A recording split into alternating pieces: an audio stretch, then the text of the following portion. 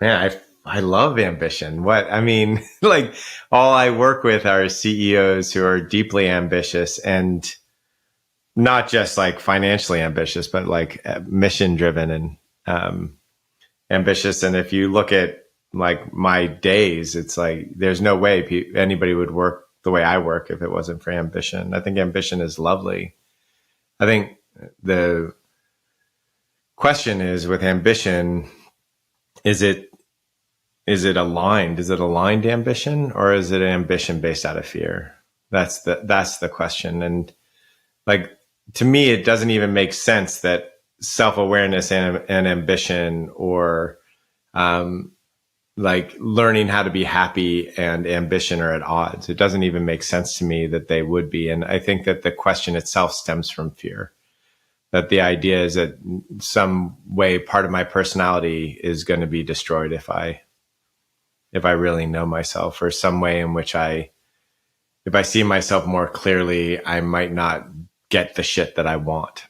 You know, some basic fear like that. But for me, they're just not at all. Like I mean, Gandhi was ambitious. MLK was ambitious. You know, Mother Teresa was ambitious. Like ambition is it's like I think I'm not sure how healthy of a human you can be without some level of ambition. So it sounds like it really is the context of the ambition that is worth examining if people feel some type of tension or disconnect there. Yeah, I think what happens for a lot of folks is that their ambition, like they think they're valuable if they achieve. I think that that's just a like huge misery and actually stifles ambition, or this deep fear that they're not going to get the thing that they want, that they're at risk, that they can't handle things unless they get a certain amount of money or a certain amount of power or something like that. I think all those things will actually make your ambition less potent, and it'll make you miserable, and you'll never really find the thing that you're grasping for. And when you chase ambition in that way, you know, those are the people who are like, come find me at 50 years old and say like, okay, I've got everything I want, but I'm fucking miserable. And what do I do now?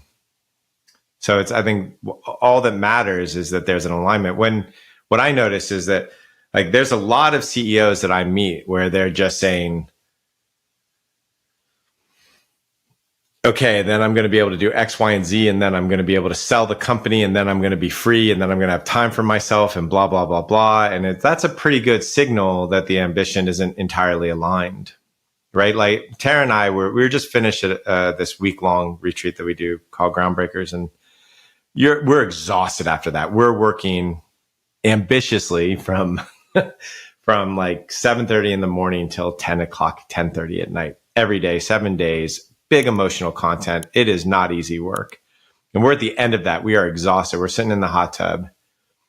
And we were recollecting this financial move that we made, that if we would have made it differently, we would have like tens of millions of dollars more in the bank than we do.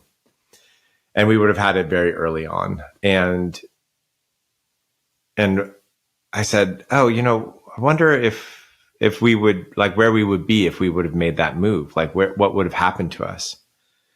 And we both decided we'd still be married, that we would have weathered those storms, that money wouldn't have changed that, because we were committed to that even before, like through everything.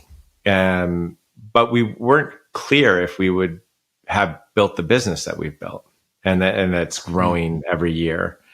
And then that idea came to my mind, and I asked her, I said, hey, you know, would you sell the business for $1 billion if the price of it was you could never do this work again? And we both thought about it. We both exhaled like a fuck. and then we both said, no, we wouldn't sell it. We would never sell the business if that meant we couldn't do this, because it's so aligned in our purpose. Anyways, to end that story, to go out on a caveat for a minute, I came home, I told my girls the story. And like 3 days later, my youngest daughter says, I'm thinking about my $1 billion idea. And I'm like, oh, you want to make $1 billion? She goes, no, I want an idea that I wouldn't sell for $1 billion. Wow.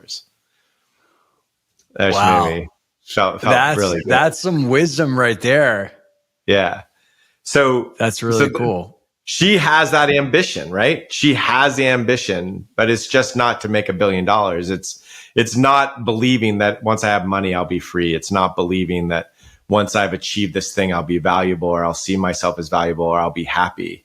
It's the ambition is to do what you love and be happy and be free in the doing of it. It's just a bigger ambition.